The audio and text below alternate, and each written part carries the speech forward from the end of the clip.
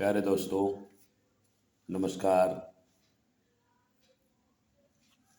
दोस्तों, हम समाज के बारे में अध्ययन कर रहे हैं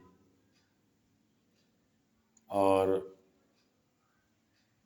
मैं आपको तत्पुरुष समास, कर्मधारय समास और आपका अव्ययी भाव समास, इन समासों के बारे में मैं आपको पढ़ा चुका हूँ। तो आज हम जो है पढ़ेंगे वो द्विगु समास किसे कहते हैं। तो द्विगु समास के बारे में पढ़ेंगे हम। द्विगु समास किसे कहते हैं? देखिए, जिस समास में उत्तर पद प्रधान हो तथा पूर्व पद संख्यावाची हो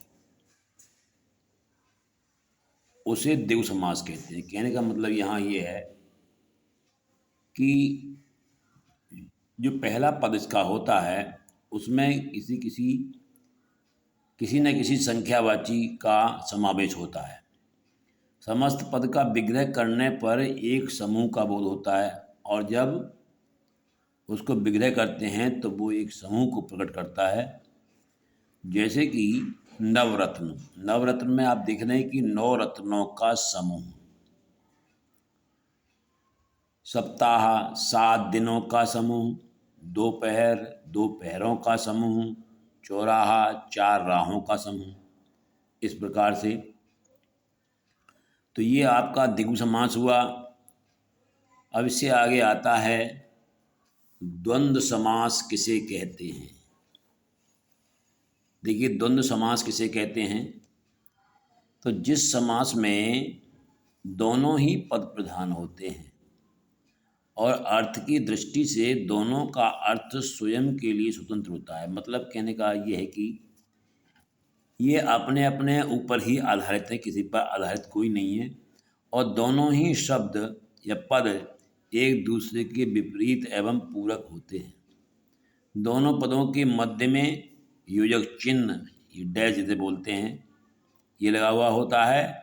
दोनों पदों के बीच एवं और या अथवा शब्दों का लोप होता है। मतलब कहने का ये है कि ये जो शब्द हैं एवं और या अथवा, जब हम इनका विग्रह करते हैं तब ये हमें दिखाई देते हैं।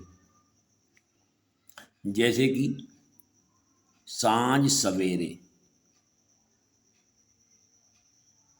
सांझ सवेरे तो क्या है कि यहाँ सांझ और सवेरा, आप देखने वाली बात है जहाँ पर इसका नाम द्वंद्व है तो इसका मतलब ये है कि इनमें से एक भी एक से कम नहीं है। इसके बिना ये नहीं है, इसके बिना ये नहीं है, दोनों का महत्व है। अब इसी प्रकार से माता पिता है। माता और पिता। माता है तो पिता भी है, पिता है तो माता भी है, माता नहीं तो पिता भी नहीं है, पिता नहीं तो माता भी नहीं। कहने का मतलब ये इन दोनों में से कोई भी कम नहीं है, दोनों की बराबर सीमा है। आगे आता है भाई बहन। भाई और बहन ये भी पूरक हैं एक दूसरे के। भाई है तो बहन भी है। अब आता है पाप और पुण्य। इसी प्रकार से पाप और पुण्य का है। इसी प्रकार और भी इसके उदाहरण होते हैं, दिन रात, सुख दुख, ये सभी होते हैं। तो ये आपका द्वंद्व समास था। और हम आगे चलते हैं बहुब्रीहि समास पर। तो बहुब्रीहि समास किसे कहते हैं भाई?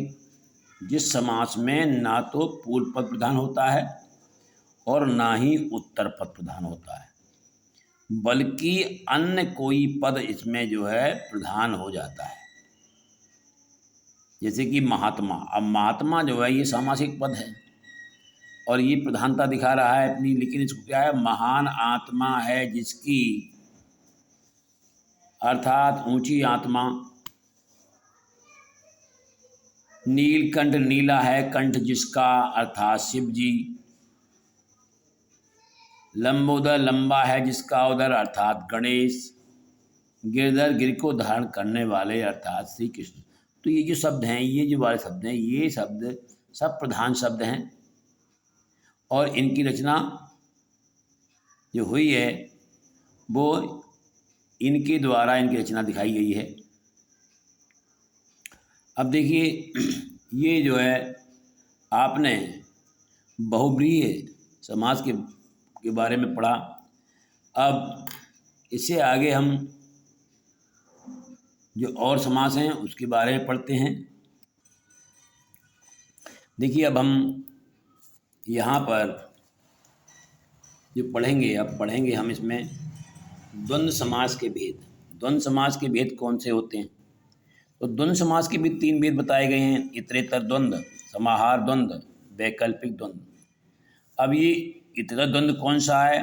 इतरेतर द्वंद्व ऐसा द्वंद्व समास है जिसमें 2 पदों को और शब्द जोड़ता है, और जो शब्द है वो बीच में आता है, वो जोड़ता है उनको, और दोनों ही पद अपना अपना स्वतंत्र महत्व रखते हैं। वह इतरेतर द्वंद्व समास कहलाता है। जैसे कि भाई बहन में दोनों का ही महत्व है, और इसको भाई और बहन इसको जोड़ा गया है और से। तो क्या है कि ये लड़का लड़की, लड़का और लड़की, इस प्रकार के जो समास हैं, ये समास हमारे इतरेतर समास के अंतर्गत आते हैं। अगला है हमारा समाहार द्वंद्व समास किसे कहते हैं। तो समाहार द्वंद्व समास का मतलब क्या है कि इस समास में क्या होता है कि इसमें और का बोध तो होता है, लेकिन क्या है कि ये जो है बोध तो होता है, परंतु क्या है कि समुच्चय बोधक से जुड़े हों और फिर भी अपना अलग इनका अस्तित्व नहीं हो पाता, और ये समूह का बोध करा देते हैं। जैसे कि दाल रोटी। अब दाल रोटी का मतलब ये हुआ कि दाल रोटी में तो सब प्रकार के भोजन आ जाते हैं। कहने के लिए दाल रोटी है, लेकिन हम आमतौर पर जो प्रयोग करते हैं कि भाई दाल रोटी आपकी कैसी चल रही है, कि भाई दाल रोटी चल रही है, तो इस तरह की जो बात आती है, तो यहाँ पर जो है ये दाल रोटी माना गया है। फिर एक आता है इसका उदाहरण धन धनाढ्य, यानी धन संपत्ति वाला, सब प्रकार से धनी, हर प्रकार से वैभवशाली। तो इसमें भी क्या है कि धन और धनाढ्य, मतलब ये वैसे अलग अलग हैं दोनों, लेकिन इसको सबको सम्मिलित करके एक प्रकार से कर दिया गया, सब प्रकार से धनी। अब आता है आपका वैकल्पिक द्वंद्व समास। तो वैकल्पिक द्वंद्व समास में क्या है कि जिस द्वंद्व में दोनों पदों के बीच या अथवा आदि विकल्प सूचक अव्यय छिपे हों, उसे वैकल्पिक द्वंद्व समास कहते हैं। इसमें विपरीतार्थक शब्द होते हैं, जैसे कि दिन रात, पाप पुण्य, इस प्रकार से सुख दुख, लाभ हानि, इस प्रकार का जो सामासिक शब्द हैं वो क्या है, किस में आते हैं? वैकल्पिक द्वंद्व समास में आते हैं।